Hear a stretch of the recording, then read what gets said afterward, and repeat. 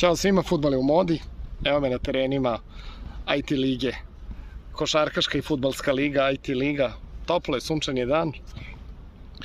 Ja u bojama elektromanjače. Evo ga Vuk. Vukovi sa manjače su tu. To su moji sponzori i želim ovom prilikom da ih pozdravim.